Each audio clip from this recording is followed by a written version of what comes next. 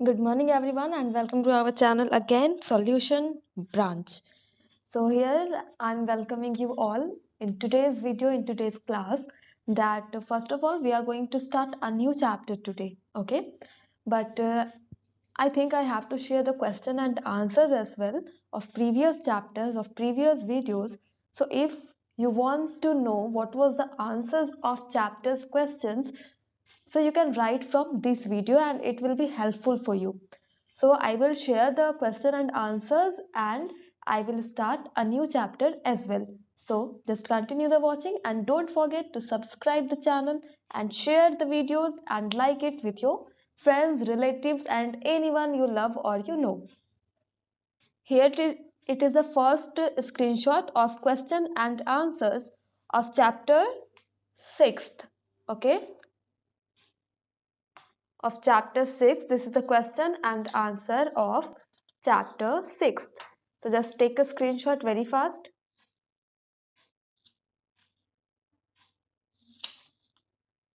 And the name of the chapter was My Special Sister.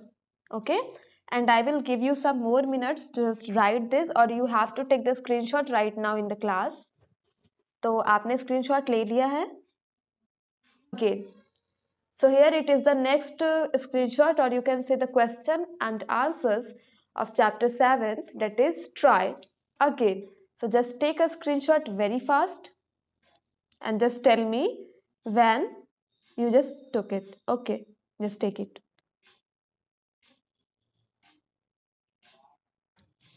So here the first question is, pick out any two qualities from the poem that one must have to be successful.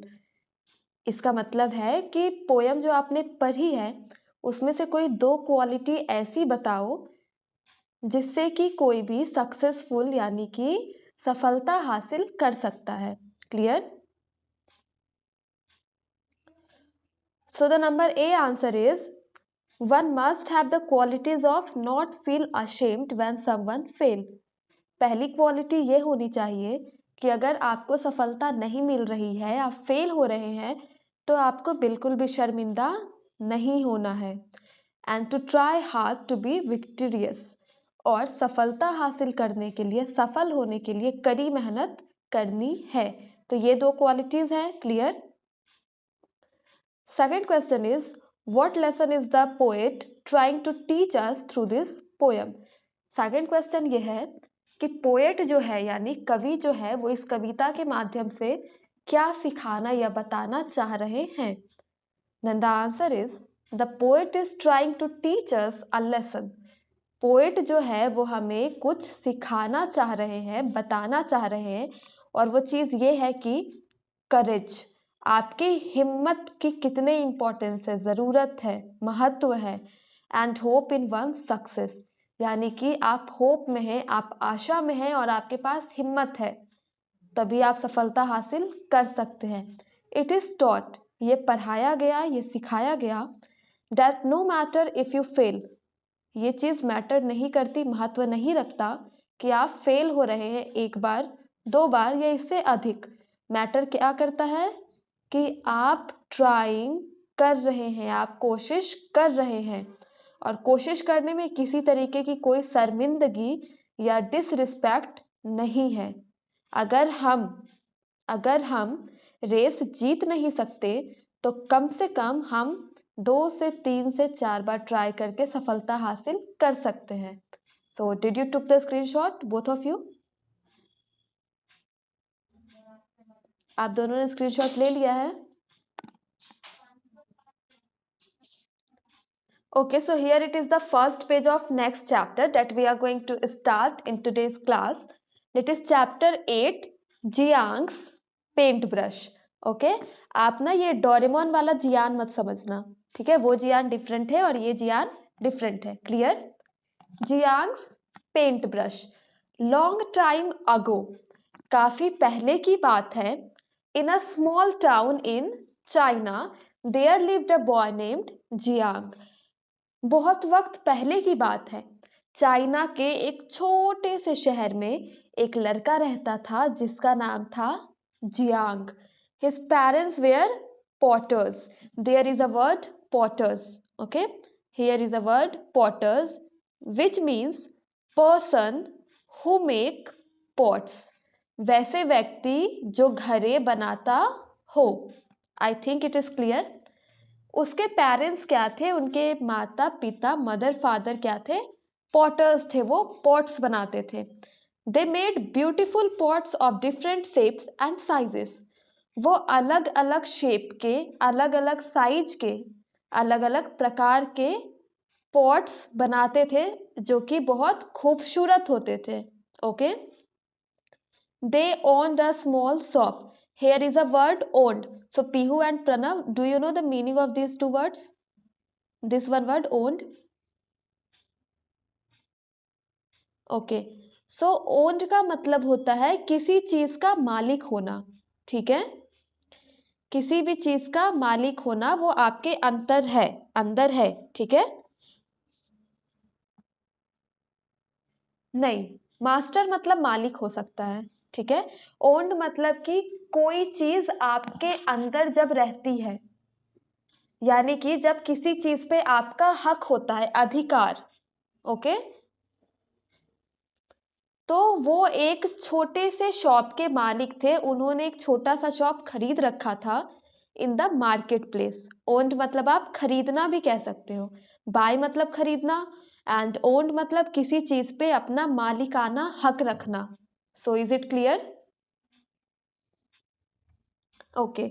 तो एक market जहाँ बाजार होता है, वहां पे या इन लोगों ने, जियान के पेरेंट्स ने एक छोटी सी शॉप वहां पे खरीद रखी थी, जहां पे वो ये सारे पॉट्स बनाकर बेचते थे. Every day after school Jiang would run to the shop. हर दिन स्कूल खत्म होने के बाद, स्कूल से लौटने के बाद जियांग सीधा कहाँ पहुंचता था? शॉप पे, दुकान पे. Yes, very good. If someone bought many pots, अगर किसी ने बहुत सारे पॉट्स खरीदे हो, सपोज कि दुकान है और वहां पे कोई ग्राहक गया है, कोई कस्टमर गया है और उसने काफी सारे पॉट्स अगर खरीद रखे हैं, तो जियांग उन सारे पॉट्स को उस ग्राहक के घर तक पहुंचाने में मदद करता था. So is the first paragraph is clear? Okay, very good.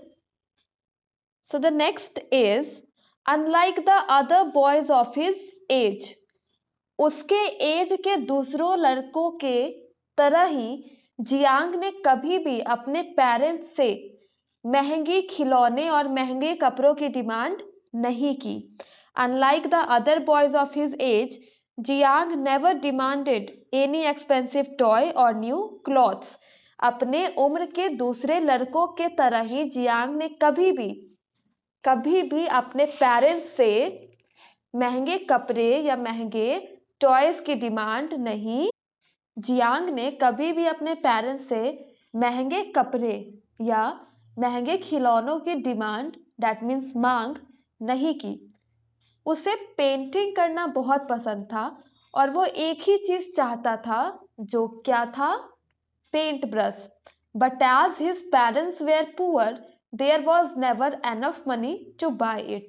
लेकिन जैसा कि हम लोग जानते हैं, हमने पीछे पढ़ा है कि जियांग के पेरेंट्स काफी गरीब थे, तो इतना भी पैसा उन लोगों के पास कभी नहीं हो पाया कि वो एक पेंट ब्रश खरीद पाए. However, that didn't stop Jiang and he drew instead. लेकिन इसके बाद भी ये चीज जियांग को कभी भी रोक नहीं पाई, और उसके